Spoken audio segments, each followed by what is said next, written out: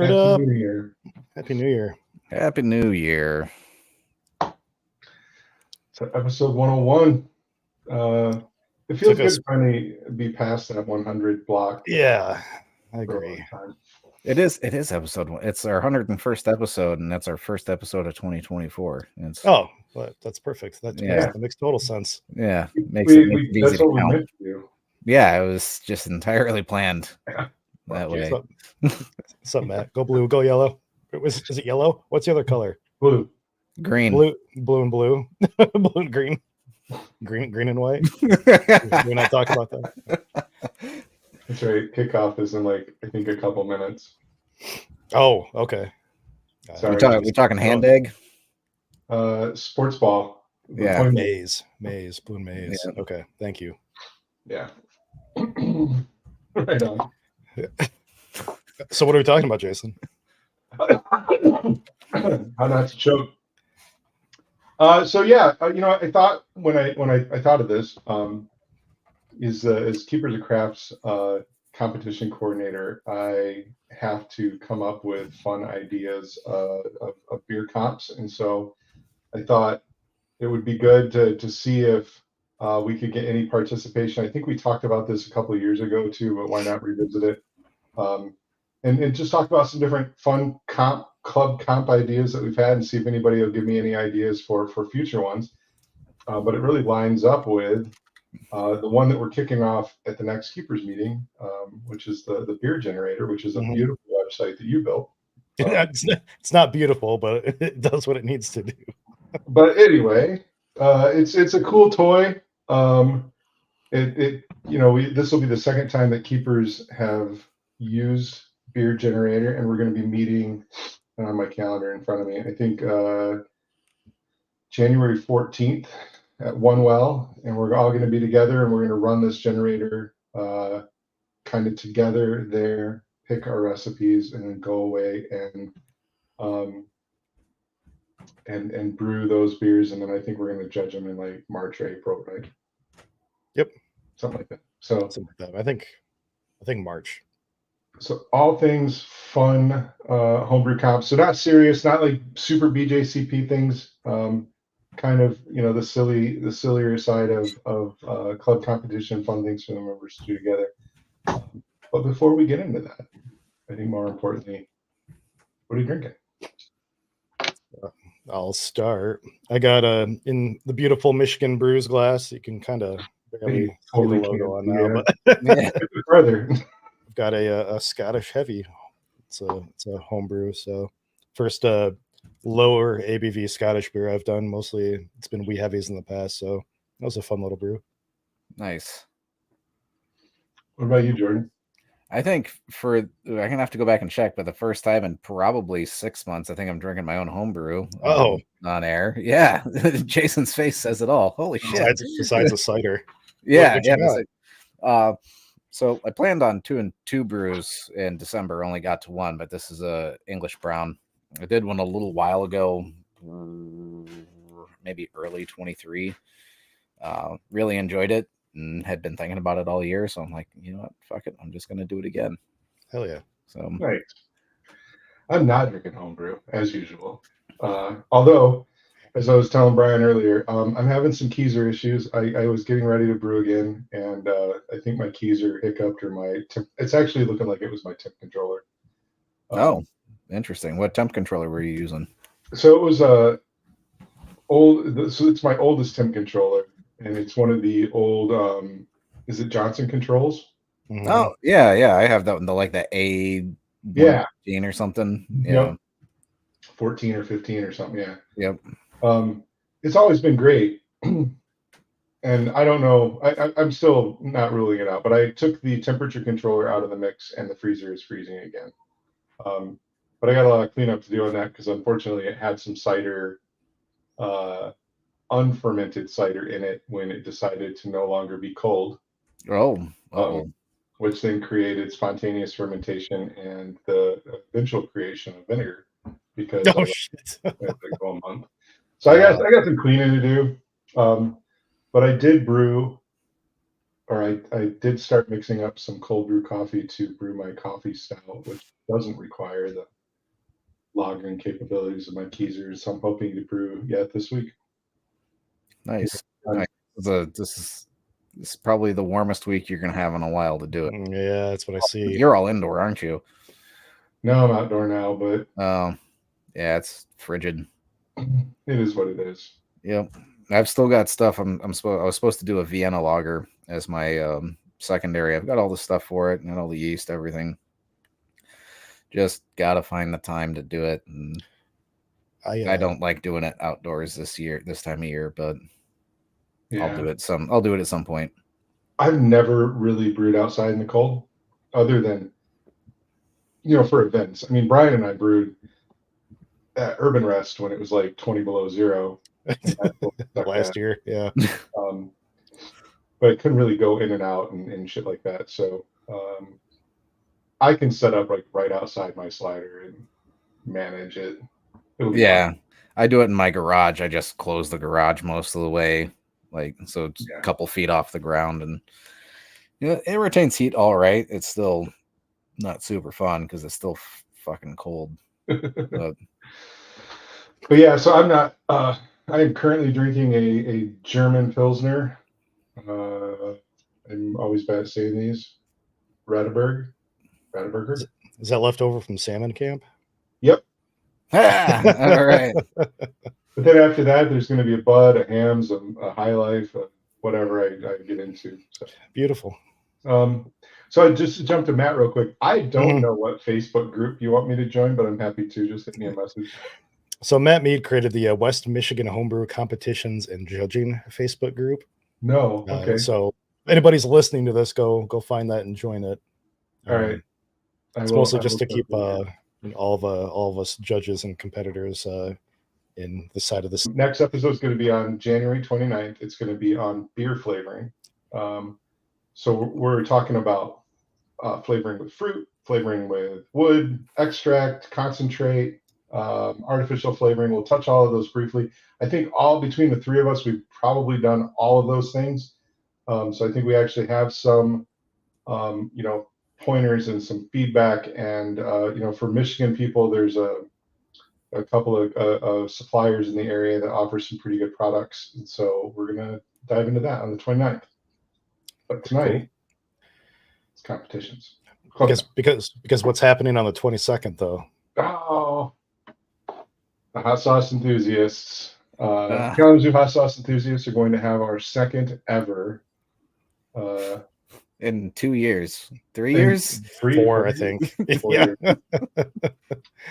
Second ever meetup. So we last met in January of the COVID year. So we had an amazing meetup at Distant Whistle. I think like 25 or 30 people showed up. We shared hot sauce. We ate some good tacos and snacked on some stuff and drank lots of Dane's delicious Distant Whistle beer. And then like 6-8 weeks later, the country shut down and that all went to hell. So yep.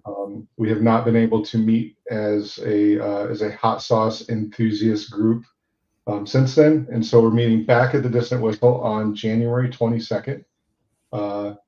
It is open to the public, but I believe the brewery is closed to the public. So if you're coming in for hot sauce, or you're bringing hot sauce, or you want to eat hot sauce, whatever it is, then you're welcome to join us. There is a group out there. In fact, if you want to share that group too, it's Kalamazoo Hot Sauce Enthusiasts. And there's an event. So if you're local to us and you're in our area, or if you want to drive over and crash at one of our places, that's fine too. We'll figure it out. Yeah, so 6:30 at Distant Whistle on Monday, January 22nd. Kalamazoo Hot Sauce Enthusiast, Hot Sauce Share, and it doesn't have to be homemade. It can be. That's awesome. I'm bringing some homemade sauce, but it can also be, store bought or heatonist or whatever you have and whatever you like and enjoy.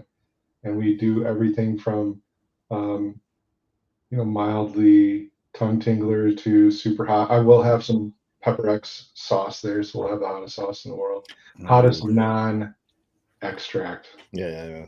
Sauce. We will have fuck the bomb there. Bring your own chips or whatever.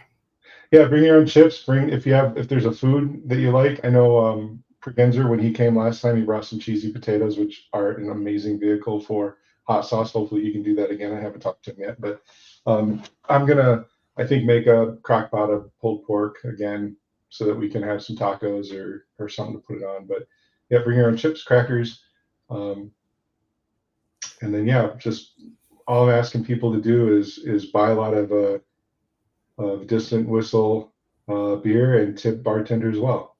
So excellent. So club competitions. Yeah.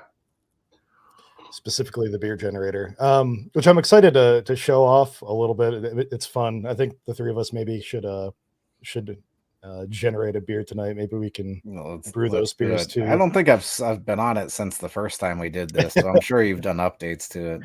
Matt Mead, I made a comment with the link to the generator before the show started. So if you want that, you can look at our Facebook group and find that link. Otherwise, it's just gen.michigan-brews.com.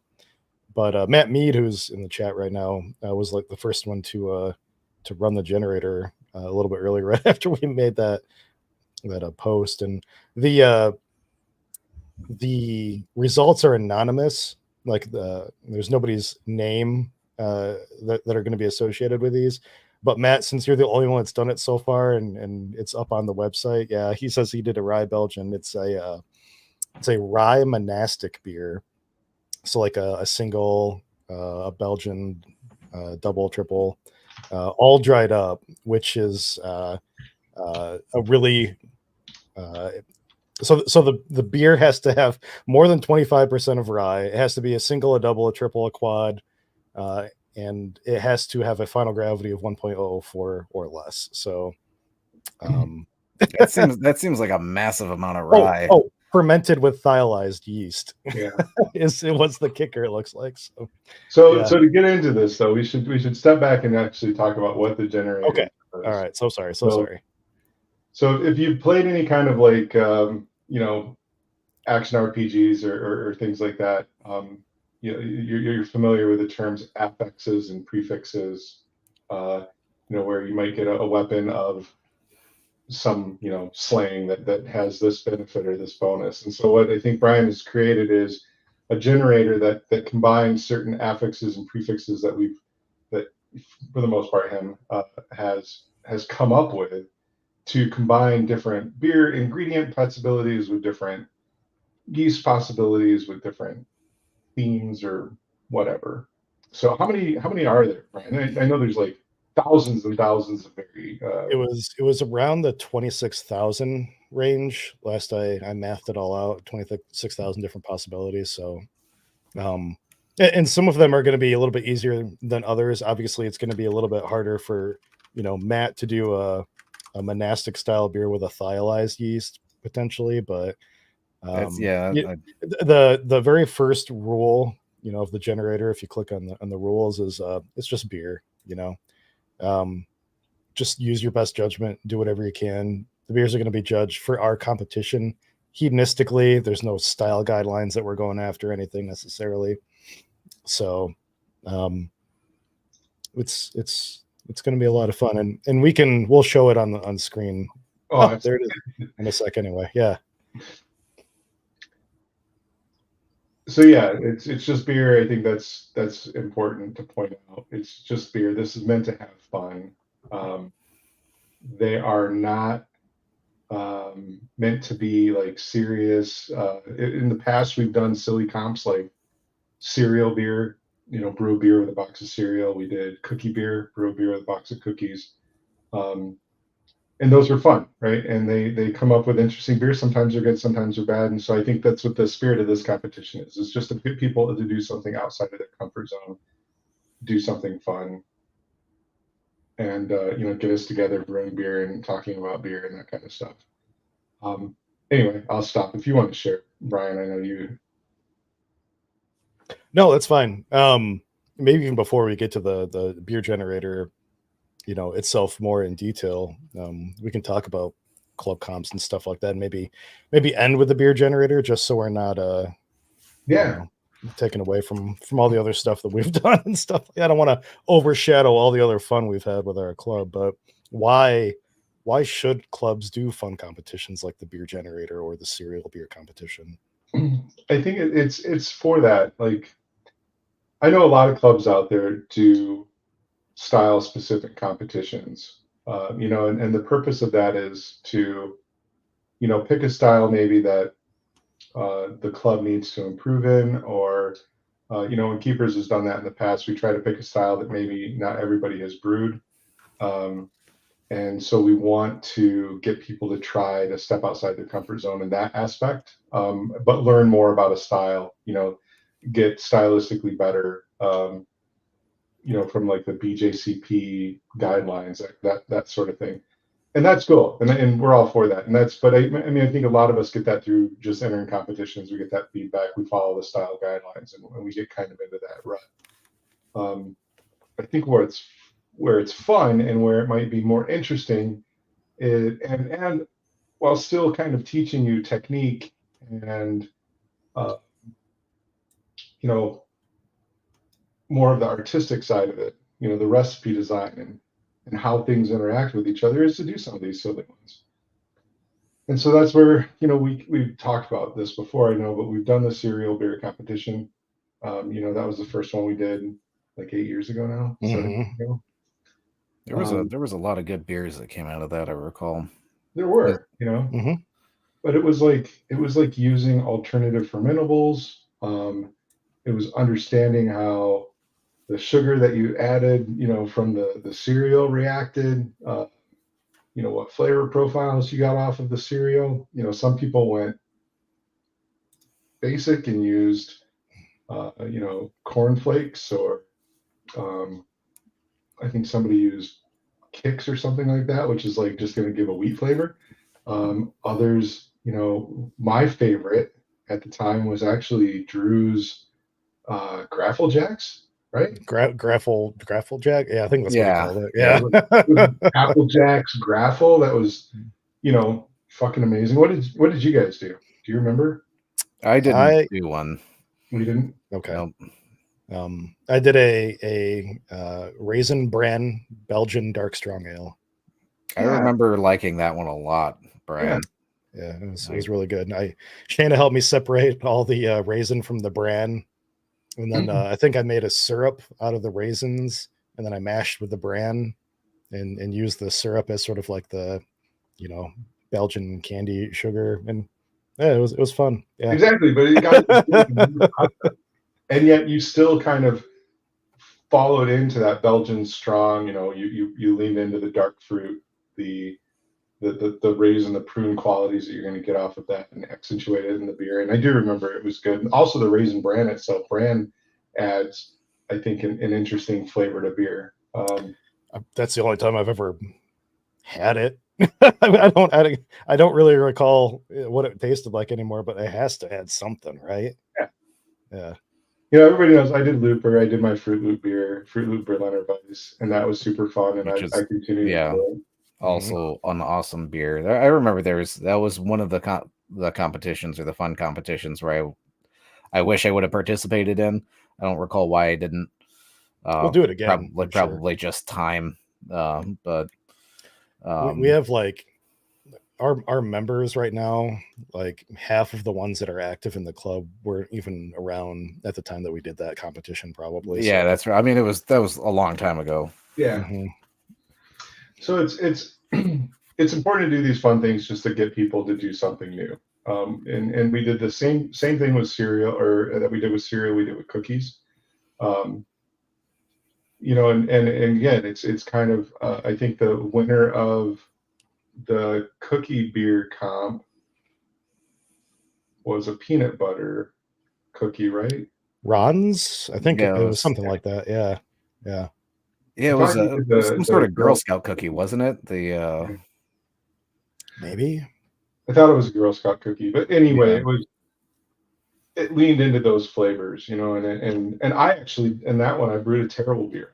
I really got excited about brewing a windmeal cookie brown ale, because I thought that the almond cinnamon ginger spice of the windmeal cookies would go really well with a brown. And what I learned was that those cookies turn into absolute fucking gunk, and they never fall out. It was murky as hell. Yeah. They were overall too much spice. I used too much cookie, and it came out kind of overly bitter and weird. And yeah, so you learn something from it. Another great one that we did that I actually didn't get to participate in, but I'm looking forward to doing it in the future, is we did a football fantasy draft. I participated in that. That was the last one I participated in. Yeah. Yeah. So for those of you that do fantasy drafts, we basically put up on a board all of the possible ingredients, from hops, all the different hops that we had available. And our president, David Jones, he worked really hard to go through the local homebrew stores to see, like, this is everything that we have at our fingertips. And so we had like hops and barley, or all the malts, and you had different extracts and and the different various yeasts and everything like that. And then we all randomly got an order, and you drafted one by one. And if you didn't get the hops that you wanted, because you were aiming for a dark malt first, then you got screwed. Maybe you had to do some back office trading. And it was hard to really focus in on a style, because you weren't guaranteed to get all the ingredients that you wanted. Like if you wanted to brew a New England IPA and you didn't go with like some sort of like English or like hazy yeast first or something like that, you might have gotten fucked like in the end and been stuck with like a Belgian yeast or something.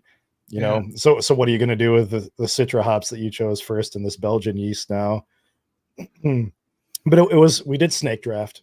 So it starts with the first person, ends with the last. Then that last person picks first and goes all the way back to the first person. And so it's, a little bit more fair in that aspect. But yeah, it was tough. And there were some weird and also really good beers that came out of that. The winner of that competition, Drew Doster, actually got stuck with dry malt extract as his base malt. And that's right. And he's just a good brewer. Yeah. And so I would have been the same. Like, I've never, at that time, I had never used dry malt or extracts. And I seem to remember, and I don't know if Patrick's, going to listen to this, but I seem to remember like Patrick being the standout person in our club that does extract brewing. I think he was scrambling to get the extracts first. Yeah. But if I remember correctly, he even had to do some like cold steeping. Maybe. Mm-hmm. So something like that. Yeah. So again, it was just to get people, outside. So any of these that we're talking about, if anybody out there from other clubs is listening to, and you want more information on how we did or what we did, please reach out to us either through Brews or Keepers of Craft. We can talk about in more detail the comps that we've done in the past. What I would ask is, if you are listening to this either now or in podcast form later down the road, and you have a cool fun club comp idea that you've done, hit us up and let us know what that is, or leave us a comment or send us a message, because that's really why I wanted to have this show. Is not only just to show off the beer generator, which I think is going to be really fun, but also to help us try to drum up some better ideas as we go. I feel like with that, we've done a couple of them. No, maybe I'm thinking the one that we did where you had to draw stuff out of a hat. Iron Brew. Yeah, maybe that's what it was. Maybe that's what I'm thinking of. I at some point I brewed a rhubarb Oktoberfest and turned out better than I expected, but not super great. I was trying to think of like, what the hell did I? So that was probably the last competition with the club that I participated in.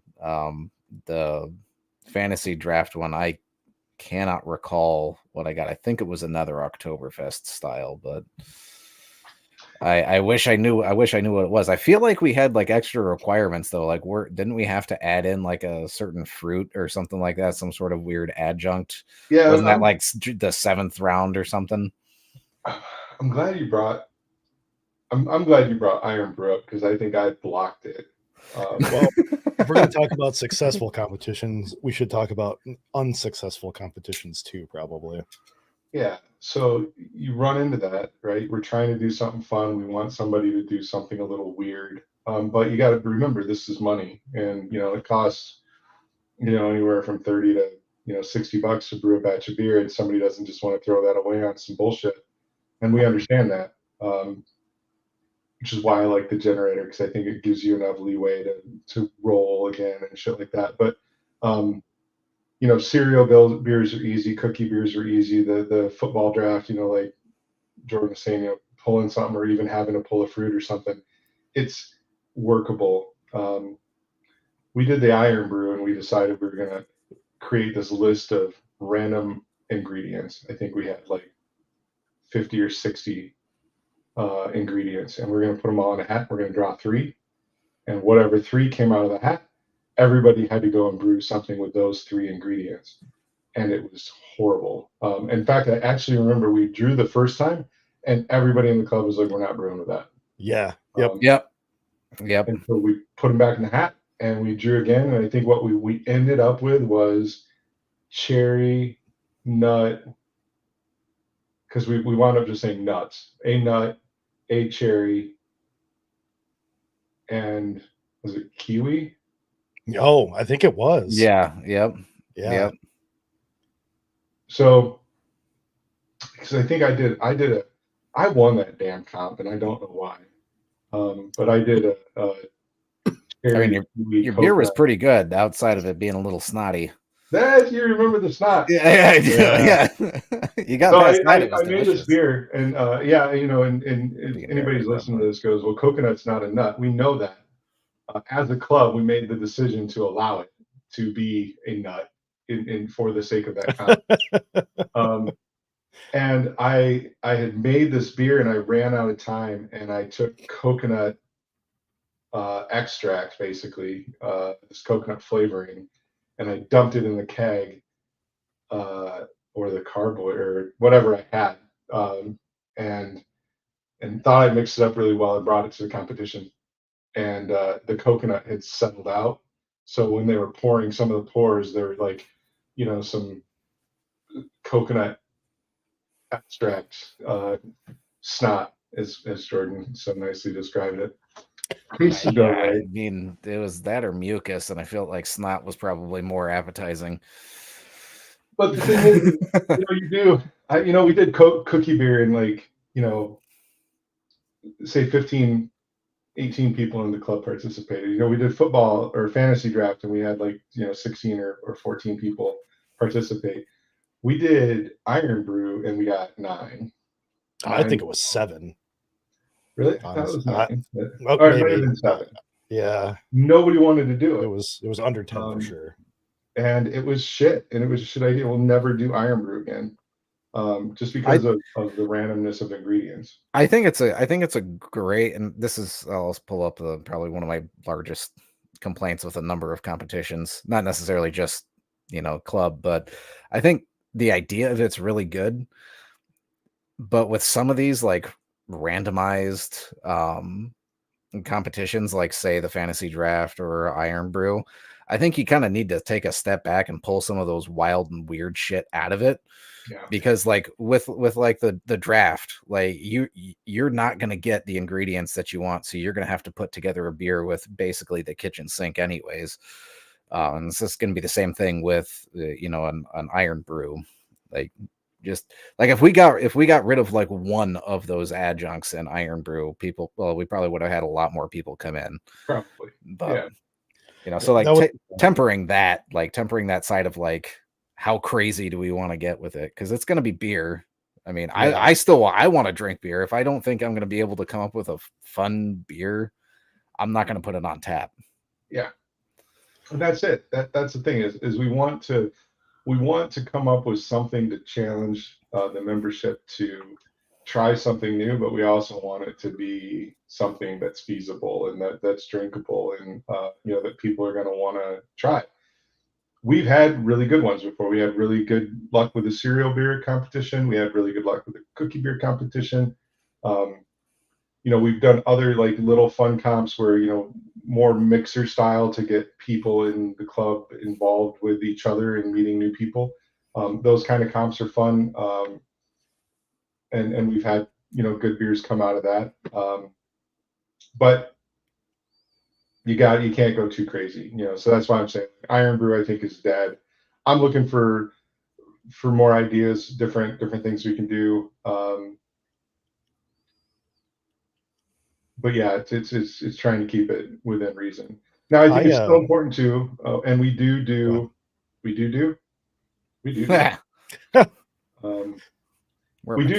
We also do regular. We do the Keepers Cup, which is a traditional BJCP style, comp for membership. There are other clubs in the state I know that do one style a month. I think is it Mashers that do a style a month? They do 12 little mini comps a year, and I don't think they have like a huge amount of participation in that, but enough, a fair amount, yeah. But we're trying to do 2 fun comps a year, and then at least 1 serious comp internal to the club. So just spitballing off the top of my head, since we're talking about it, I really liked the Iron Brew idea of it, rather than like, I guess just make it that way for everyone. What if you like broke it up into pods? Got like, say you had 12, say you had like 12 people involved. You put them into teams of 4. Each group got to Iron Brew it, like maybe have 1 or 2 re-rolls or something like that, and then that team would compete together for a cumulative score. Yeah, I like that too. I'm always interested, Jordan, in trying to do more things that's going to bring people together as a team in the club. Right. It's kind of a way to stop us from getting cliquey or just to keep. We've got a lot of new members in the last couple of years. I saw Casey's in chat looking or watching, but we've also half a dozen other ones, and it's trying to make sure that we incorporate things that bring people together, not just the 3 of us going out and brewing a beer over and over or whatever. So I like that. I like that idea. You're right. Maybe it is something we can rework to, instead of maybe doing 50 random ingredients, kind of do like categories. So it's like 1 of these things and 1 of these things, so that you don't get, too stupid. But yeah. And in that, sense, I went through the beer generator options from 3 or 4 years ago, the last time we ran this competition, and I definitely tweaked some stuff. I believe I reduced like there's an option for rye, which Matt Mead now knows, unfortunately. Oh, rye's a great ingredient, but whatever. But it used to be something like 35 or 40% rye, and I dropped it down to 25% because like that's a lot of rye, right? That's like not fun anymore, right? Yeah. And there was an option or a role to only use like Brett yeast, and like nobody wants to like make a random beer with like just Brett, because like it's just one of those things that like people, I don't know. Didn't we do a competition with this once before? Yeah. That's where my rhubarb Oktoberfest came from. Yeah. Okay. Because it was my kicker was vegetable. Of the garden. Of the garden. Yeah, that's what it was. Yeah, that's okay. Now it's all coming back to me. All right. So I want to jump back. Matt Mead said, he said out earlier, mead or cider generator. So I know the generator in its current form will roll cider. Will it roll mead? Will it roll cider now? Did I add that? I don't think it used to. I might have added that. I might have added cider and mead. If it rolls cider. This is my roll right now. And I rolled 3 cider. Yep, I must have added that. From the hive. I pulled up, I got 3 ciders and a sour.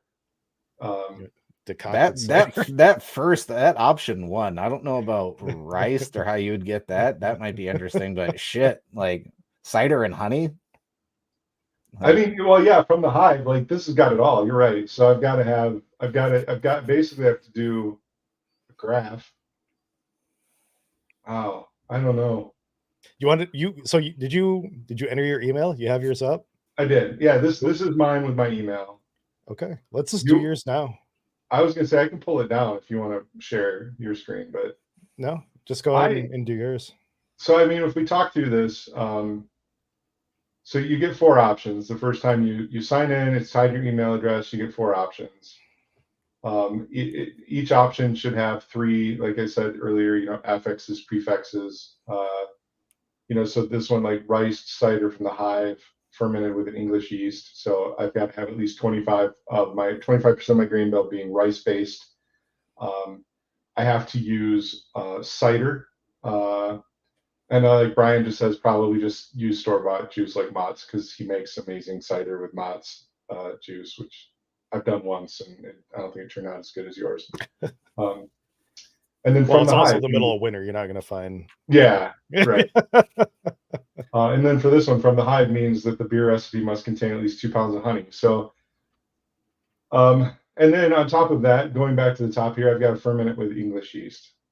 The only thing, like, that sounds interesting to me, but the only thing is that, like, that rice is going to ferment out. That honey is going to ferment out. That's going to be hot as fuck. Yeah. So that's not to say there are no rules here saying you can't back sweeten it. There's nothing here that says that's true, but then again, it's English yeast. That's going to drop out before it ferments out entirely. There's nothing saying you can't still use like a malt in there, to do something else to like balance the rice. Like this has to meet 3 requirements. Yep. And that's it. And you can do whatever else you want as long as you think it's still going to taste like these 3 things maybe. So there's still room for experimentation even within the small rule set that you're given. So what I'd like to do, what we talked about doing earlier was, run through these, pull up one and then kind of talk through what we would do and how we would make it. So to continue on with that and to kind of show how this works, I don't like any of these. I got 3 ciders, not really in the mood to do this right now in the middle of winter. I got a sour with Saison yeast, not a fan. So sour Saison. Oh, come on, man. Oh yeah. Oh, and a high ABV one at that. I know. I know. Yeah. Sour Saison of the field. So I've got to have herbs in it. That option 3 sounds pretty good too. Like like if you did that, yeah, you did that with, like, say, a Philly yeast, and then you could always just drop the pH a little bit with some lactic.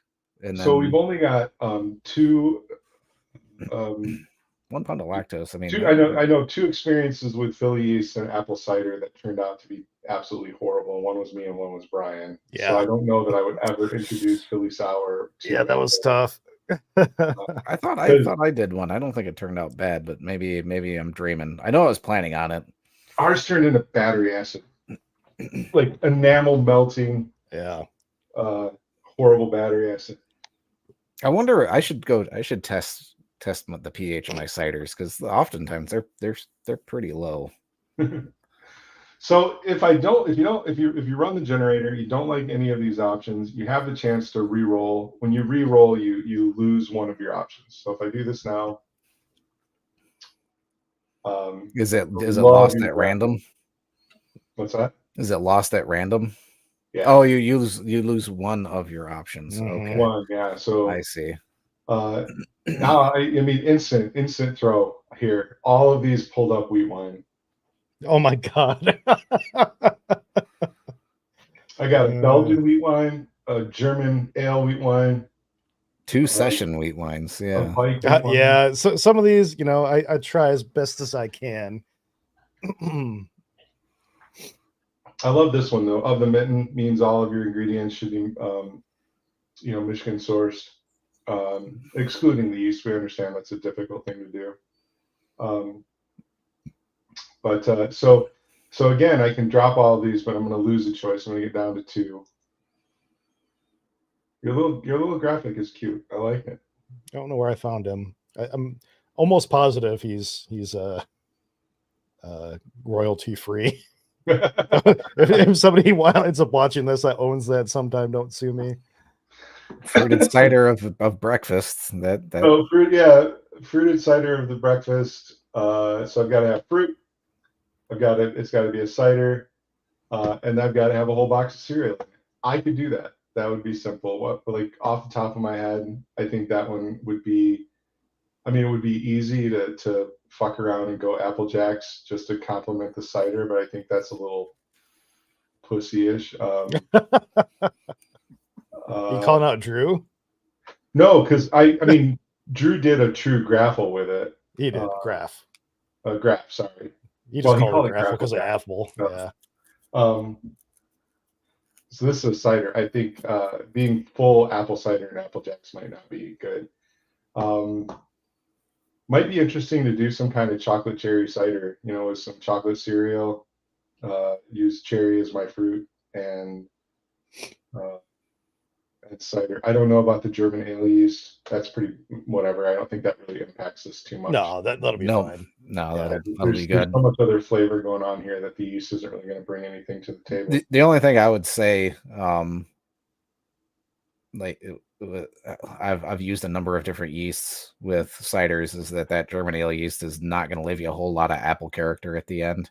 Mm. So you probably want to back sweeten with a fair amount of juice. I think you'd have to with this kind of recipe. Like these flavors, they're going to need the sugar to really highlight them. So my other one, sour Scottish ale. Yeah. It reminds me of that. What was that Starburst commercial? Right, where there was like a Scottish Korean guy. Oh, Google. Okay. Yeah, no, that one sounds horrible. A sour Scotch ale.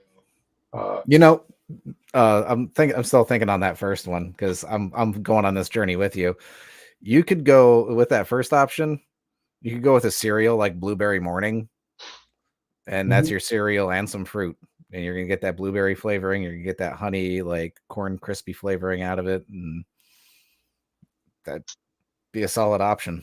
It sounds good. Yeah. Oh, sorry. But I think we're rolling again, are we?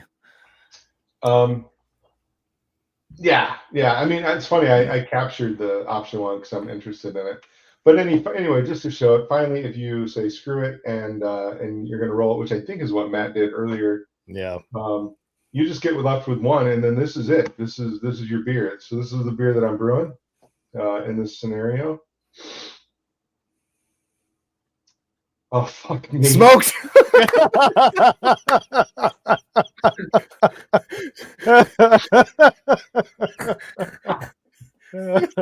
How much do you love smoked beer, perfect. Jason? Yeah. With fruit flakes? So read it. So it's a smoked multi-European beer with fruit flakes fermented with German ale yeast. So smoked means that the smoked flavor must be present but blend with the beer. Multi-European beer could be something like a Munich, Vienna, Amber Lager, and then with fruit flakes means that the beer must contain zest from a fruit. Yeah. So this is when you quit your club. Yeah. Matt says do a Pivo Grajcicki with fruit flakes. All right, so the unique thing about this now is I'm screwed. I'm tied into this. I cannot re-roll. You cannot come in. It's tied to your email address, and so that's it. You have to select it. That's your comp beer, I guess. I guess, yeah. It's recorded, and then when you hit this, SI is definitely a big thing. You'll get an email with your results that you've selected. Yeah. Why don't we? I'm gonna probably delete this and then come in with a different email address. So this isn't for the club comp. This is just our Michigan Brews one. Yep. Maybe the three of us all do one, and then maybe we can choose one and brew it together. That'd be great. And drink it a couple months or something. Sure. Yeah. Not going to be mine. So you go right ahead. Okay. Before I go, I want to go back and chat a little bit and call out Shanna. She says The generator will be fun because there's a chance for more options than some of the other club comps. Specifically 26,000 options. And she says she might get brave and do it this year. So I think that everybody should do it. It's going to be really fun. Yeah, I think you should do it, Shayna. Yes. All right, let me share my screen and I'll get mine going here. What are we hoping for choices? Honestly, knowing now that you have smoke in there, and I forgot that you had smoke in there. Anything with smoke. All right, let's see here. Present screen. All right, while you get that up, I actually feel like I saw a lot of ciders pop up. I feel like it would be fun for us to do one of those. Like, we haven't done that before together. Y'all don't need my email address. I judge your beer, you'll get my email address. Let me generate some choices here. All right, so here's my first 4. What do we got? So I have an Imperial Monastic beer from Hell, fermented with Belgian yeast, which means a 8.5% single, double, triple, quad. And the from Hell means that I must have at least 10% or more of the grain bill with 350 plus SRM grains. I have a fortified pale bitter European beer from Hell, fermented with a clean ale yeast. So fortified just means booze should be identifiable in the final product. Pale bitter European beer means like a, just like pale, like Pilsner lager styles, noble bittering. A riced malty European beer of the Mitten, fermented with German ale yeast. These are all pretty basic so far. So at least 25% of the grain bill should be rice. Vienna Munich style beer with Michigan ingredients, or a rye hard seltzer. That's the one I was just laughing at. From the garden, fermented with ale yeast. So 25% or more of the grain bill, or in this case, probably the fermentables, should be rye, and then a hard seltzer. I forgot I've added hard seltzer. With some water. Sort of vegetable. Yeah. A vegetable rye seltzer. Yeah. So the things I would call out is option 3 there. I don't think that's it. I think that's a technically impossible beer. I do not think that you can find 25% of your grain bill with Michigan grown rice. Yeah. At least not in an affordable manner, because you have to use wild rice, which would cost you a fucking ton. Can we? So I apologize about the impossibility of some of these options, but I don't think we can maybe make a change immediately. But could you add an exclusion in there for like that one of these modifiers to be like other modifiers don't necessarily need to apply? Kind of, yeah. So like be like, okay, of the Mitten, maybe you can get all your grains and hops and whatnot from here, but the rice doesn't need to be from here. Perfect. Yeah, that would be the only thing. I think that would make a really good. You got a nice pale there, like. Rice, but is it fun? Is it fun enough? No.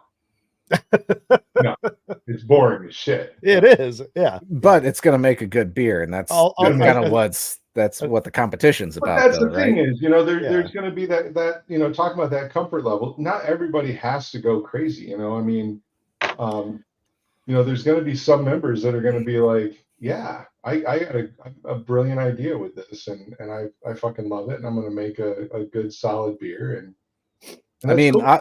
Option 4 is quite literally impossible, because I mean, unless you steep the rye and then add it in after it's fermented, it's exactly what you do. It's just like a partial mash. It's not impossible. It's just fucking gross. Well, I mean, like not even partial mash, because if you ferment that rye at all, it's no longer a seltzer. You just have a fucking watery beer. Matt is just pushing the fucking let RNGesus take you option here. Roll until you can't roll anymore. If anybody's going to get the blessing of RNGesus, it's you, Brian. 1 through 3, I think, are too easy, and 4 is maybe not what I want to do. So let's roll again. Yeah. Yep. So what do we got? All right. A riced Scottish ale of the beer bro, fermented with lager yeast. So at least 25% of the grain bill should be a rice product. That's a new Scottish modifier. yeah, a Scottish ale. And then beer bro means that the final gravity must be at least 1028. We're looking for a sweet beer there. That is the of the bro is not something that was there when I did this last. That is new, I absolutely think. love it. Yeah. Sour pale European beer from the hive fermented with Saison yeast is option 2. So That's pretty sour just basic. meaning final pH of the beer under 3.6. From the hive, meaning that we talked about this earlier, the recipe must contain at least 2 pounds of honey. And then a spiced cider from the hive fermented with Saison yeast, which is That would be actually very how good. I like to brew my ciders often. I like to use Right, Bell which Saison. is incredibly easy. Yeah. So honey for some fermentable, some spice, Bell Saison yeast. Sounds pretty good, but it's also, again, one of those sort of ferments that it would kind of already do already. So I don't know. It just depends on, do you want to really break out there and do something crazy? I'm gonna re-roll because I know you are, because Matt Mead told you to go to the yeah we're gonna go to the end for you, Matt. So end. we're basically gonna have 3 options of what to brew here. Option 1, we have a creamed monastic beer of the forest fermented with German ale yeast. Oh. So a corn product, and of the forest means the beer must contain tree additions. So we're looking for wood, spruce tips, things like that. Or a hoppy wheat beer, con leche, fermented with English yeast. So bitterness must be easily and instantly identifiable. And then con leche means that the beer must contain at least a pound of lactose. So you're making a New England with English yeah, yeast. yeah, basically. Yeah, it's a weedy New England. Yeah. So some of these, if that's the way you want to go, some of these are you're going to be able to hit these, and some are going to be challenges. But we're going to re-roll from Matt. And instead, what All are we right. doing? So what are we brewing? If all 3 of these come up smoked, I'm out. Imperial barley wine of the rising sun fermented with a clean ale yeast. So an 8.5% plus barley wine. Okay. Of the rising sun means that the beer must contain a noticeable amount of coffee fermented with a That's clean ale yeast. Boom. pretty Boom. fucking like. I mean, that straight one ahead. sounds pretty Boom. fucking easy. Yeah. Coffee, barley wine. Let's go. Okay. I mean, compared to whatever the shit I got, that is a pretty drinkable beer. So that is a good one. I agree, Matt. Matt says that's a good one. All right. Jordan, you want me to? I just got some coffee brewing for a beer, so maybe we pivot to that. All right, Jordan, it's your turn. Do you want to share, Jordan, or you want to do it on my screen? You can go ahead and share. Okay. I'm bleeding, so I will say too that if you type your email back in here and hit generate again, your options will show up again. If you click on view results down here, looks like somebody else besides. Oh no, this is just us two. So it's Jason's down here. Oh, mine isn't on here. Oh, you know what happened? I didn't actually select okay on mine. Hold on a sec. Yeah. I actually have to accept it. No, it's fine. So if you type your email back in and hit generate at any time, it takes you right back to it. Yep, takes you right back to where you were. So perfect. I'm gonna hit select, and I guess and say.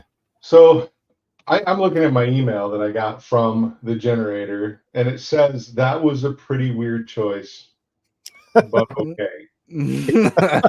Which I understand. I agree with that. But if yours also says that was a pretty weird choice, It does. That's it does. Okay. Yours to say that was a pretty fucking basic choice. You basic ass rats bitch. Jordan, you want to give your email in verbally here, or you want to Probably chat it.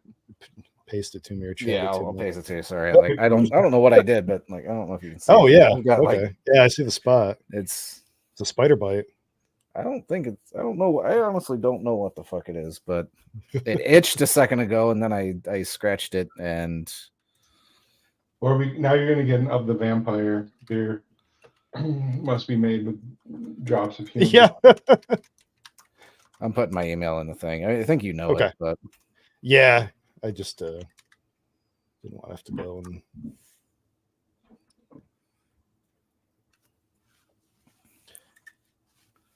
it's in the private chat. There's actually. Why is there so much? It's not like this is a head wound.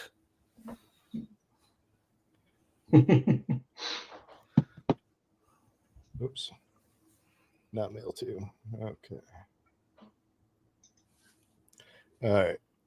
We're generating some fantastic choices. So Jordan, Decocted can- IPA Con Leche. All right. A lager. That's IPL. Yeah. Decocted though. That's interesting.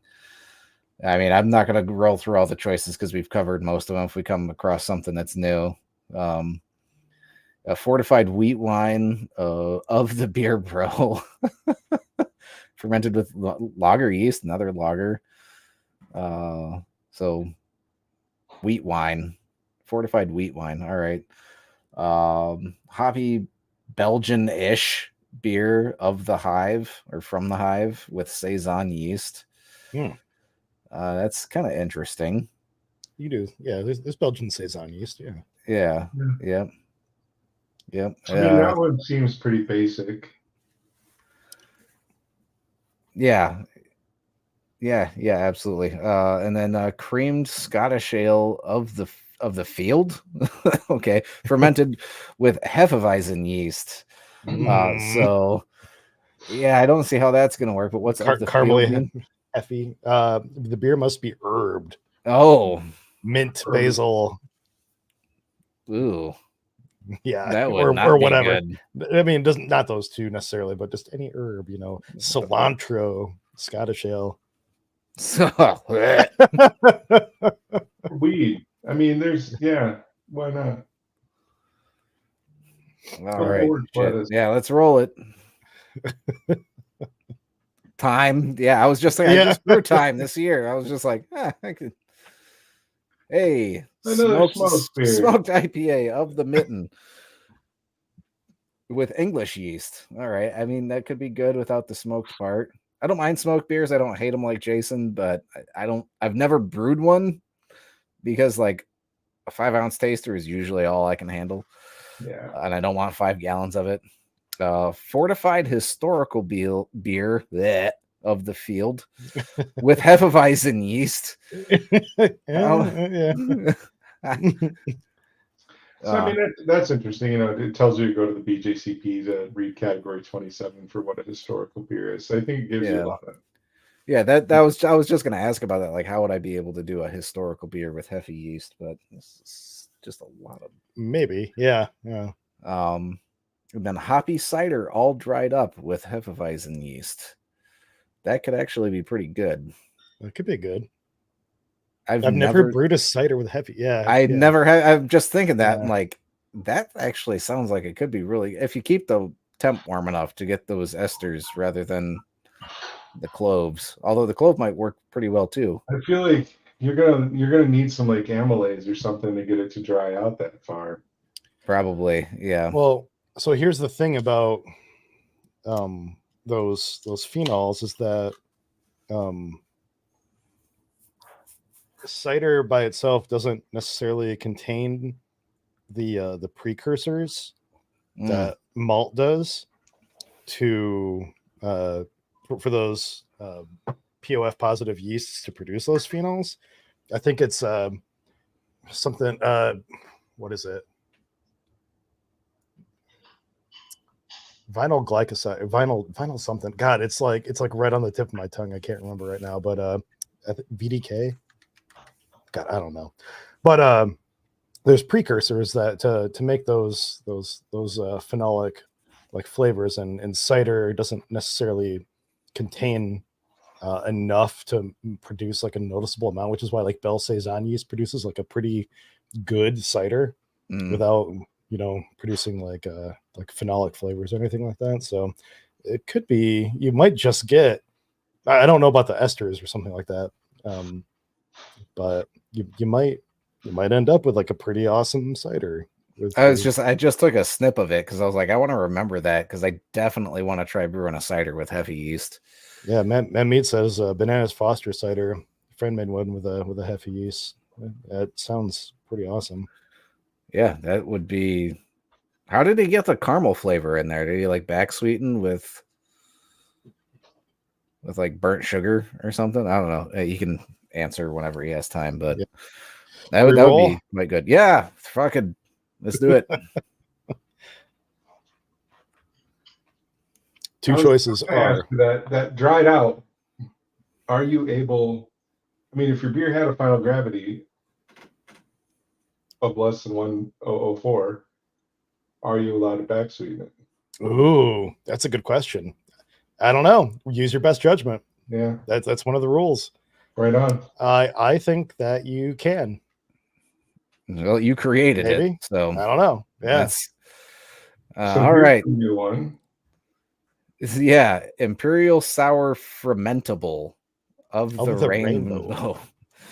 Fermented with the German ale yeast. So Imperial, obviously over 8.5%.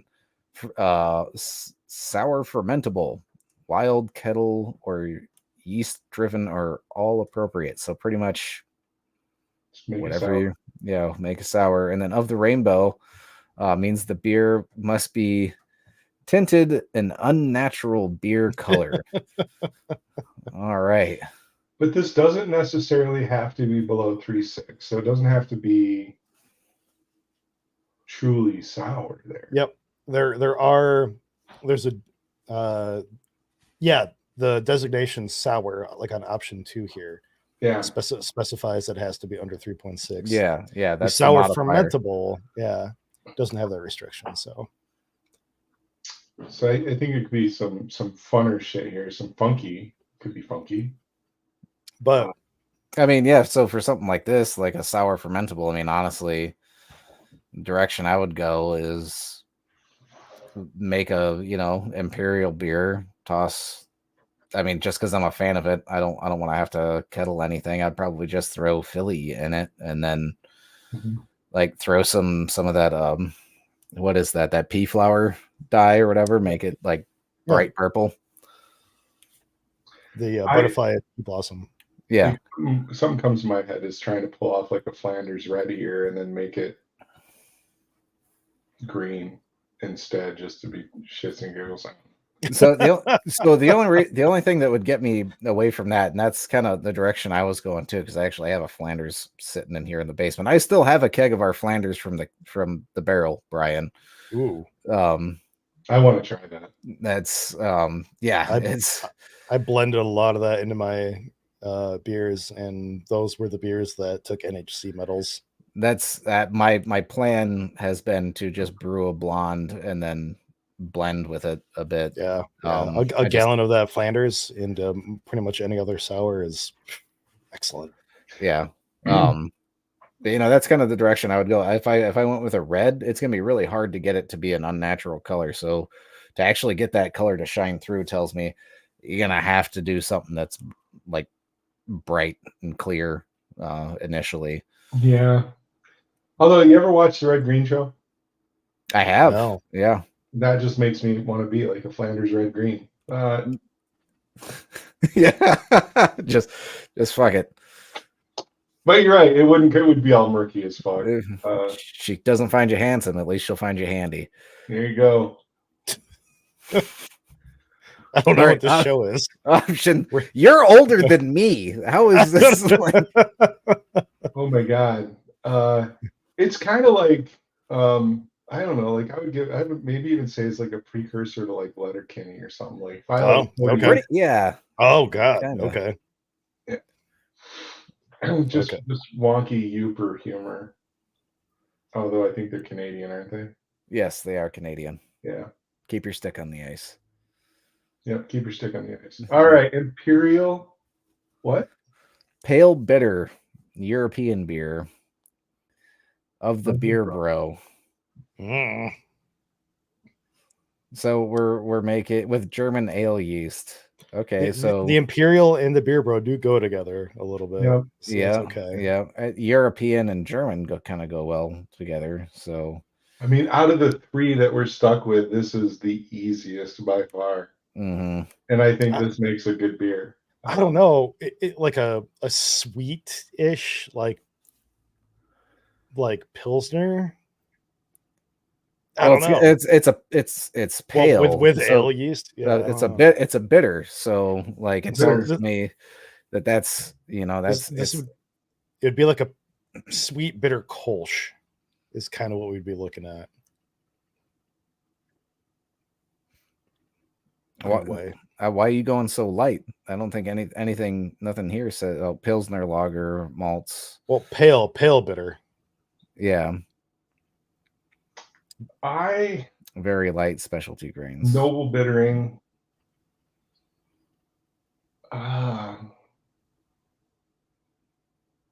Again, I don't know, man. I feel like you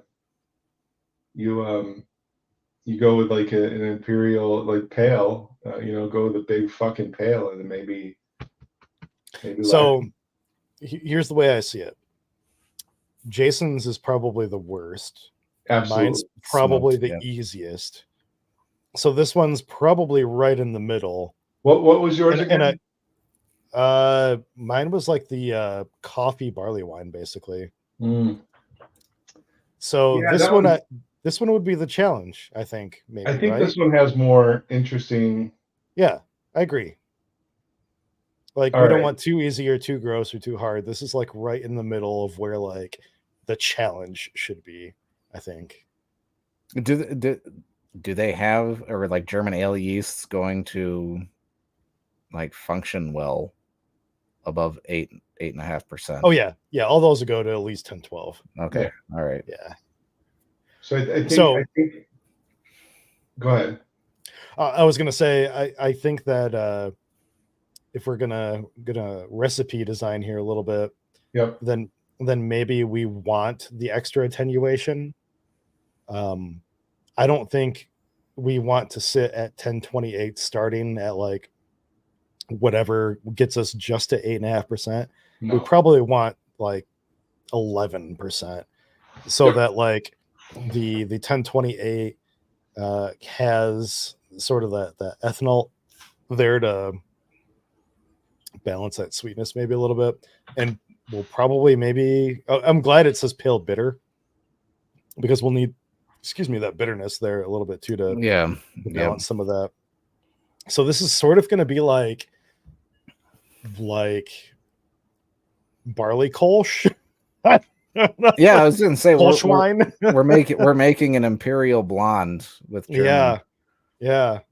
But like Kolsch yeast. So German ale yeast is why I keep referring to Kolsch, but like because that's probably what is the most common. It was really clean. Mhm. So really, I think that this is going to be an interesting beer, and I think we should go with this one as like the challenge. I'm for it. Yeah. Cool. So we got a really big malt bill. I'll take a screenshot right now. We'll post it to the page. I'll hit select so he gets the beautiful email. Select. I'm bummed I don't have Beersmith installed on this computer.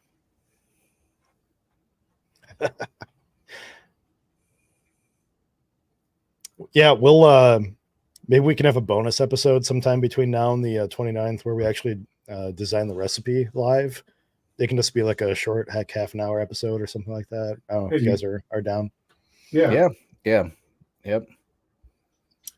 And then we'll post our screenshot and maybe make a show. So I think what we'll plan on doing is trying to get together as soon as we can to brew this. Schedule is allowing. We'll get it brewed. And I love the idea of doing maybe a little short 4 episode kind of thing where we can talk real quickly about the recipe. I feel like if I had Beersmith on my machine, we'd do it now, but I don't.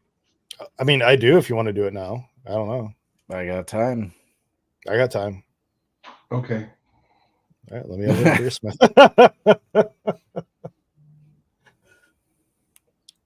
I was actually thinking that would get you one of your 4 short episodes, Brian, but That's okay. okay. We're gonna keep on keeping on. Let's present Beersmith. Share. All right. So let's create a new recipe here. What are we gonna call this? We're gonna call this Michigan Brews Generator. Beer Generator. Did I spell generator? I think so. My equipment profile, I have a custom one. I just call it standard equipment. Oh shit. My mouse is fucking up. My mouse does this sometimes. I don't know. You see how it keeps typing Yep. at one? You got a sensor sticking. Yep. So sometimes I can fix it, sometimes I can't. You said that's your mouse? Yeah. What? Are you still using that wild MMO mouse? Yeah, it's a Corsair. It's old and busted. My like middle mouse click doesn't work anymore. I need to get a new one, but Oh, right there. Sometimes I can stop it by slamming the button a bunch of times. We'll see how long that lasts. But I was just gonna say, just bang it on your desk. yeah. I kind of want one of those mice just to have it, but I've got like 4 mice. I can only use one at a time, so You're just not trying hard enough. yeah, apparently. Well, I got 2. Technically got 2 sitting right here. One for personal, one for work. But All right, so we are imperial barley wine of the rising sun, fermented with a clean ale yeast. Oh wait, no, that's what I No. chose. Yeah, Jordan, I what was did you say- choose? Yeah, This was an imperial Imperial pale bitter of the beer. of the beer bro. Yep, using German ale.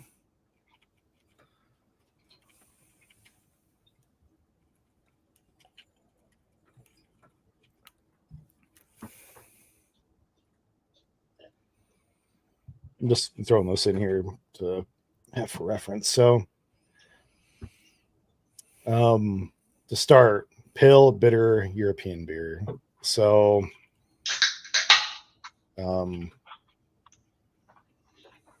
what styles are you guys thinking? So the BJCP, we'll pull up the listing just to kind of see what some choices are. So when you said bitter on here, that was for like flavoring, because when you said bitter European, I kind of went to like an English bitter. It's like it's category 5 of the BJCP. So things like Kolsch, Helles export beer, German pills, and they specify. I'm gonna butcher this. Is it liked beer?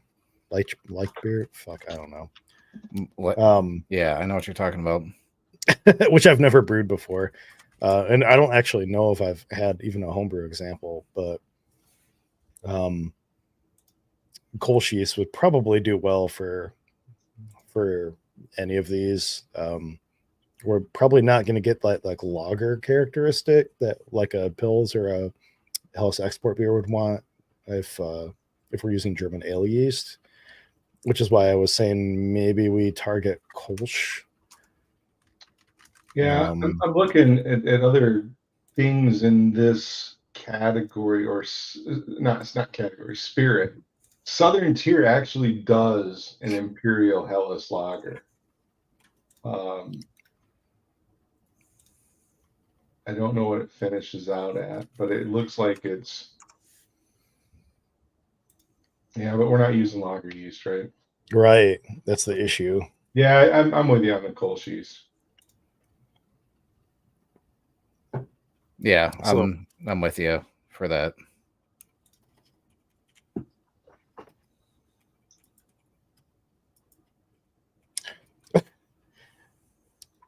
So Beersmith, you can't just type KOL for Kolsch. You have to do like the O with like the fucking like thing if you The want to search for it. umlau or whatever the Yeah, fuck it is. yeah. Yeah, my mouse is typing in random 8s now too. That's whatever. So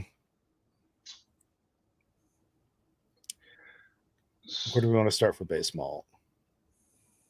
So for I mean, if we just go with a generic kind of Kolsch base recipe and just like double the malts, maybe. I've never brewed. I take that back. I think I've brewed one Kolsch ever, so I'm not the most familiar with making this style. Do you use Pilsner malt? Do we use like a Environment Pale Ale malt? It's mostly Pilsner, I believe. I've done one Kolsch. I would go with a Pilsner. Here's another consideration. If we're gonna have this be sweet, sweet in context, 1028. Oh fuck. Oh, you know what? Hold on. I'm gonna fix this real quick. I'm gonna take myself off cam. I mean, the Kolsch, like I'm looking at one of my recipes and it was like Pilsner and Vienna lager, or I'm sorry, Vienna malt. I got Beersmith on my phone.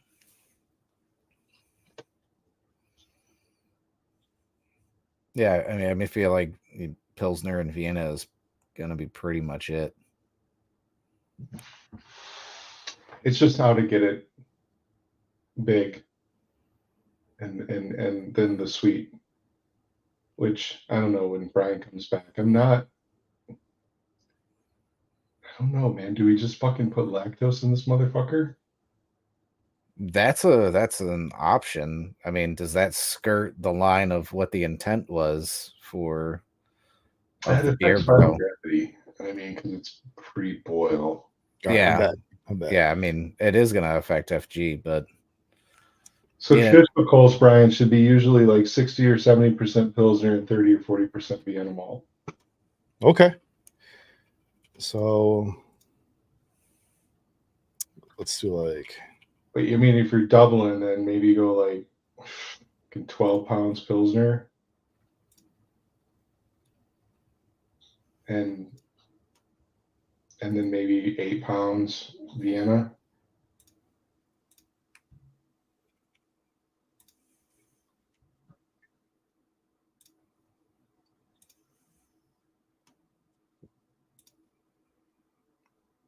I think you made a good point though, Jason, that would we be able to just toss lactose in it without just throwing a shit ton of grain at it to get us there? That's a good point, but here's the thing: like lactose doesn't have a lot of sweetness necessarily, but it does have a particular like mouthfeel, and I don't know if like the way that lactose would like feel would do this beer justice. I feel like maybe we need to like just sort of try to get it there on its own. I mean, I feel like, yeah, no, I'm with you. If you're going like right now, what you've got, you've got a starting gravity of 1.1, right? We're not going to attenuate down. So right now where we're at right now, the estimation is 1103 to 1029 with 15 pounds Pilsner, 10 pounds of Vienna. I feel like we're sitting pretty good if we're shooting for high. Because I doubt we're gonna hit the absolute bottom of that.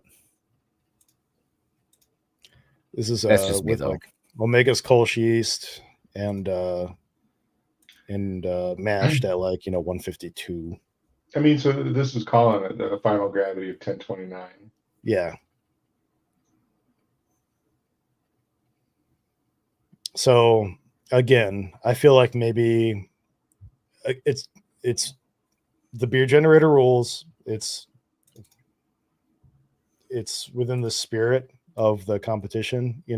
If this attenuates down to like 1027 or something like that, It is what it is. Yeah. yeah, I think that's just like the it's the intent, really. I think that matters. And Matt makes a good point too.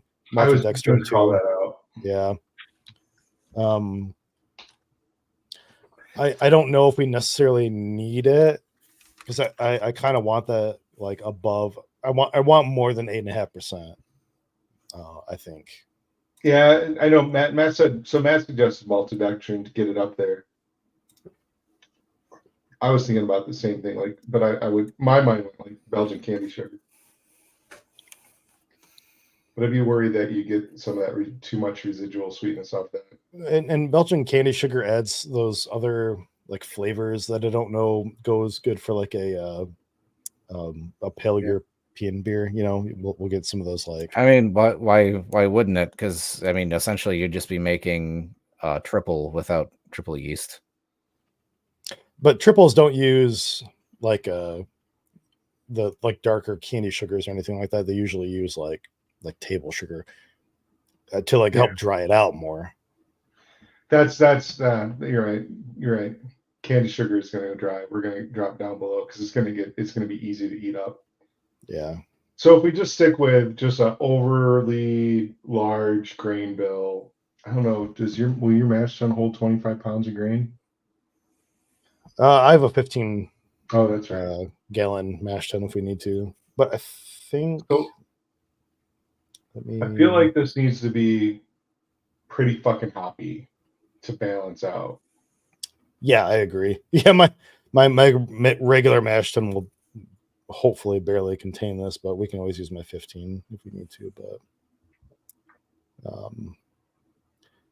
yeah. So what do we use for hops? I mean, are we sticking purely noble? I don't think that was within the rules or the guidelines. Yeah, I don't think it was. So we don't have to, but I don't.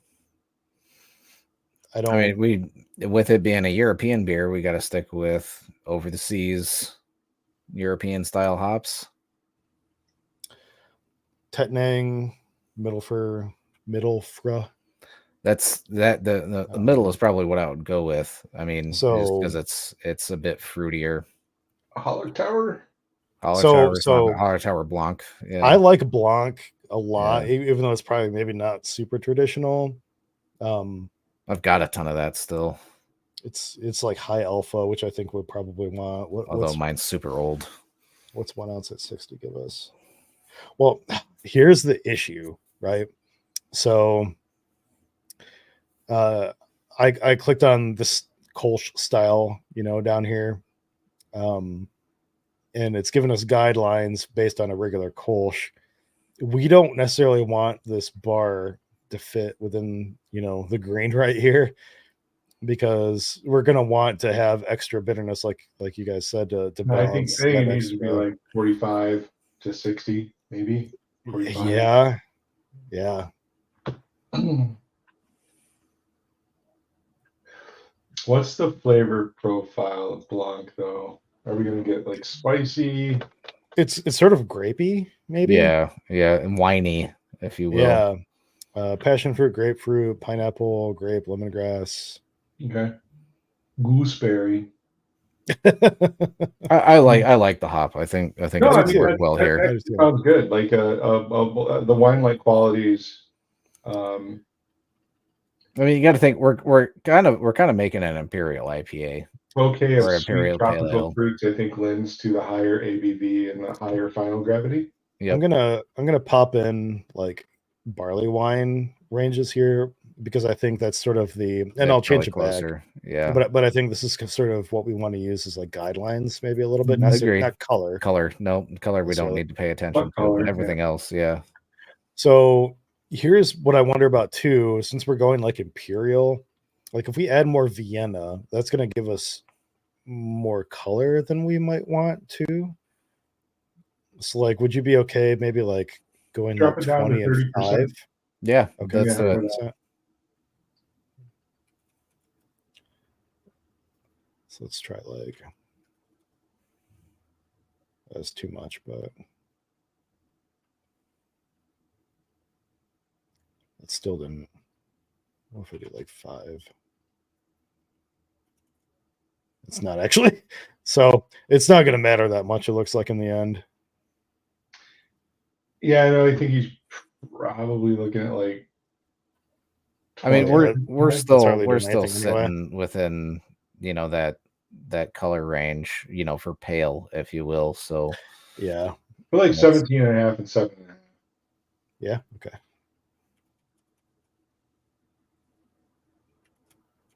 all right, I'm gonna grab some more beer. I'll be back. Yeah. That's a 30-70 ratio, and it still keeps us at 1029. Yeah. I'm good with that.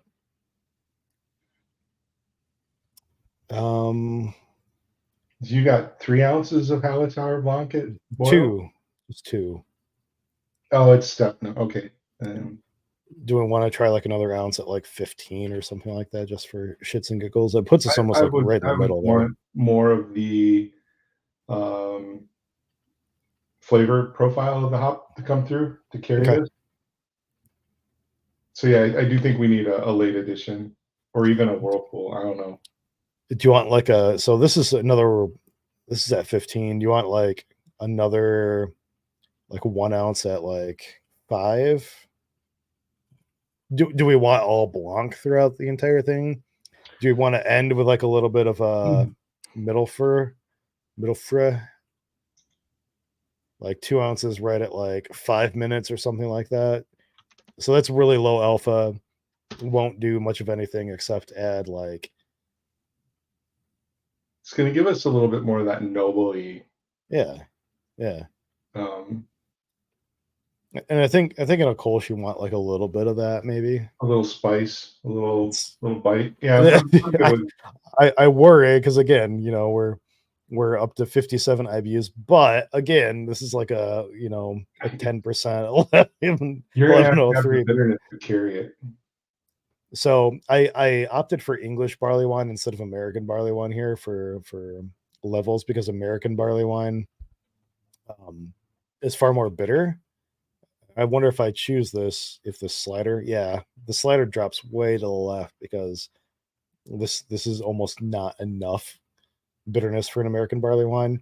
Yeah. And I don't think we want that level of bitterness. So maybe like if we want to balance it in the same way that an English barley wine is balanced, I think we use this just as like a leveling agent. No, I like it. I like it. I like it with the helmet at the end to give it a little bit of flavor. What's the profile of MIP?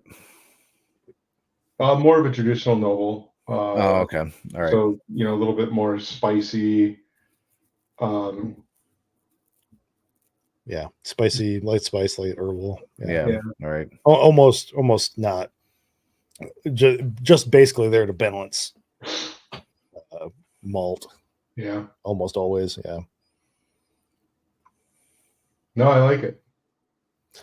So something like this, we might tweak it a little bit. We'll probably build up a starter from some sort of Kolsch yeast. I think I might have some like Lalbrew Koln yeast. I wasn't super happy with it the last time I used it, so we'll kind of maybe explore options other than that. I don't know. But maybe the issue is that yeast is really good at imperial Kolsches, which nobody brews and nobody just knows that until we make this beer. So I don't know. We'll see. We'll save this, and maybe we'll tweak it a little bit. But yeah, okay. No, I like where it's going. I think it's a good start. So I would like to see if we can get together and brew this maybe even before the end of the month. Okay. So we can. And Jordan, I know you and I haven't had much of a chance to talk, but I would really like. I know last year we said, we're going to do 20 shows. I'm not doing that again. I think we planned for 20 and we hit 10. I am going to try, at least I'm focused on the first quarter. I'd like to try to do 2 shows a month for the first quarter. So we have our next show. Episode 102 will be on January 29th. Will be beer flavoring. I think this would be really good for like episode 104 maybe in late February or 105 in early March to have on and kind of talk about it and drink it. That'd be fun. Yeah, absolutely. Cool.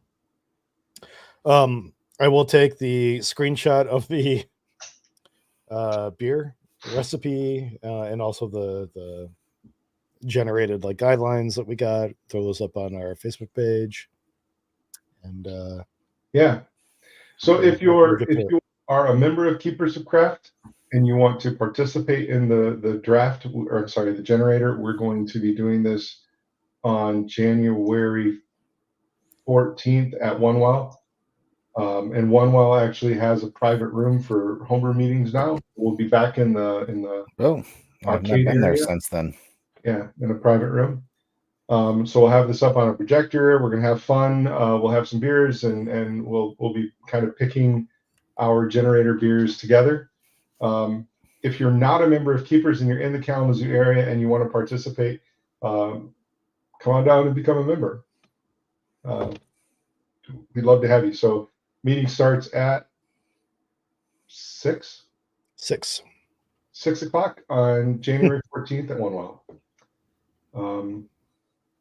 Yeah, all are welcome if you want to come play with us. And if you want any more details, just message us or email us or whatevs. Yeah. So I guess to recap on everything else, Keepers meeting you already hit up. Kalamazoo Hot Sauce Enthusiasts meeting on the 22nd at Distant Whistle at what time? 6:30. 6:30. Bring some hot sauce. So be there, bring some hot sauce, chips, food, whatever. Drink a or lot don't, of Dane's just beer. Bring a Kleenex to dry your eyes when we make you cry. BYO toilet paper. Yep. Just in case, if you like it soft. Eye drops, Tums. Yeah. Jar full of mayonnaise. I refuse to do any more of the chip or like peanut challenges that have like that crystallized shit over them. Like, yeah, no more extract. And I'm not eating another Reaper. I don't think you are either. No, I was on the bathroom floor for like 15 minutes and it was awful.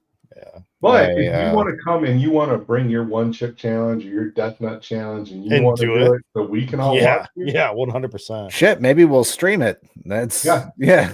Come on out. We could. Yeah, Brandon says Reapers and Death Nuts. Fuck off. And we would love to have you with your stupid shit so that we can enjoy. I mean, if you go to Kalamazoo Hot Sauce Enthusiast or Facebook page and you go back far enough, you'll find a video of me and David Jones eating Naga Vipers and Reapers and me puking off the side of my back. So I've embarrassed myself out there. I ate one of Brandon Edwards Death Nuts at Distant Whistle years ago and I puked in the fucking alley. So I've done my bit. But if you want to come and do some of that and in front of us all, that'd be great. I need to send a message. I'm going to send a message to the people that own Bringers of the Burning Berry in Kalamazoo and then also the Kalamazoo Hot Sauce lady and see if they want to come. But hopefully we'll have some, if we get Bringers of the Burning Bush or berries or whatever they're called, if we can get them down there with some of their fruit, that would be super fun. Maybe we can talk some idiot into eating a Reaper. Perfect. But yeah, no, come on down January 22nd, Distant Whistle, 6:30. It's going to be awesome.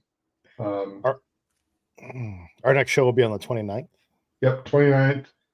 Beer flavoring. We're going to talk about fruits, concentrates, wood, extracts. We've got good friends at Amaretti. We've used Amaretti flavors. Brian's won some medals with that shit. There's Coloma Frozen Foods in Michigan here, or Southwest Michigan here, makes some amazing concentrates that I've won medals with. I got to get my hands on some of that still. Oh, man, they're so nice and willing to help homebrewers. So we're going to talk more about them. Yep. On the 29th. But yeah, absolutely. When we brew this Kolsch, maybe we'll film some of it. Hopefully, we have a whole new setup now for lapel mics. Yeah, which will make recording. Oh, I forgot about that. Yeah, it'll make recording a lot right. easier for all of us. We used them for the very first time at the Michigan. I'm sorry, at the Michigan Mead Cup Awards, and they worked really well there. So excited and then, about doing that.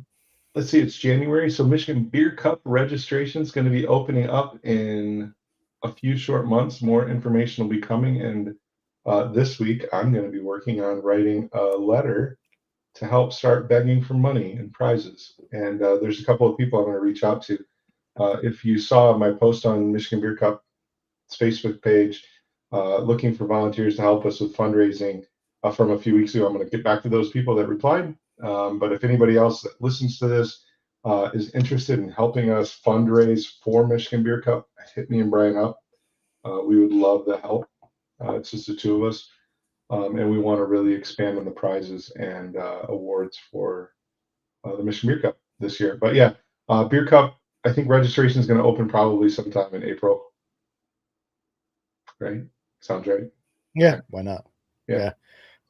Judging and drop off and everything is going to be in Kalamazoo this year. So in July. Yep. So real excited about that too. Hell yeah. I promised Matt Mead that I would call out the O'Connors competition. Yes. That's happening this weekend, the 13th. It's going to be at the Mitten Brewing Company's brewing facility. It's the judging for the O'Connors competition, which is now called something else. Oh my gosh, I'm Michigan Brew Off. Yeah. They're pretty cool medals for that. Not Matt Mead, Matt Bear. Sorry. Yeah. Weather does not look great Friday night and Saturday morning. So there's a potential that some judges will not be able to make it. So if you are listening to this and you can make it to Grand Rapids to judge that competition, I will hopefully be there. Jason will hopefully be there. But they are looking for as many judges and volunteers as they can muster. It will only be a 2-session judging day. It'll be pretty quick, 10 beers per flight at the most if they have all the volunteers they need. Excuse me. So it'll be a good day. And let me know if you need more details about that. So yeah, I think that's it for now. Yeah, maybe we'll get together before the 29th if we're brewing a beer. Yeah, I mean, whenever Jordan can fit that in, if you want to throw out some dates and times offline, we'll get together and brew this beer, and then we'll get that information posted.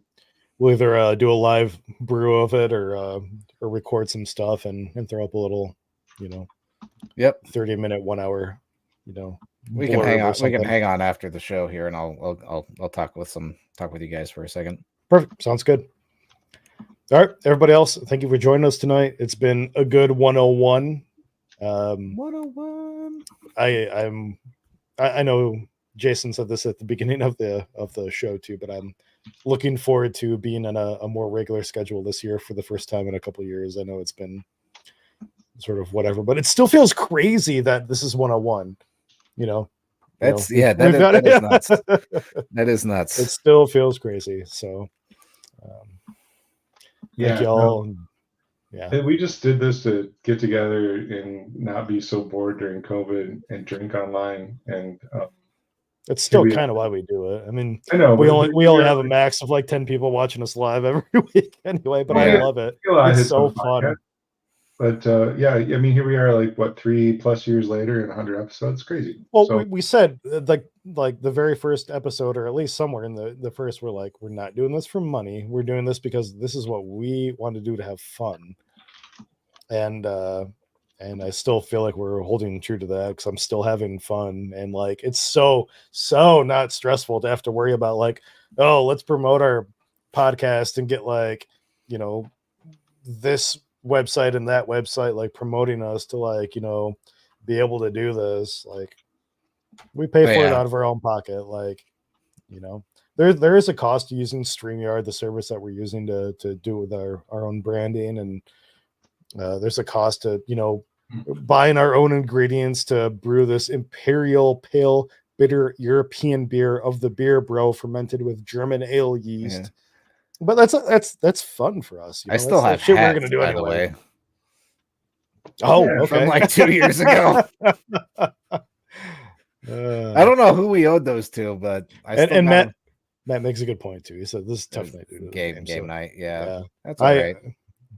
Matt, if you don't even feel like you're half paying attention, dude. Like you're being too attentive to us, probably. So. One of these years, it'll be us on the TV instead of Monday Night Football. I mean, I'll be honest, I've had the game up the whole time too, and I was actually, you got me thinking about like on the 14th, there's not much we can do about it, but on the 22nd, during the hot sauce enthusiasts, if there's any important game going there, I'll stream it on. I'll throw a projector up, but I'll look and see. So sweet. Yeah, no, man, looking forward to it. So all right, we'll keep in touch, everyone. Thank you again for joining us. I'll put the podcast up. You'll hear from us in a little bit. Cheers. If that's how you listen. And cheers. I'm out of beer, so I'm gonna cheers with an empty glass. So you can see the Michigan Brews logo now, though. Hey, there we go. That's sexy glass. Yeah. I'll hit the button. All right. Have a good night, guys.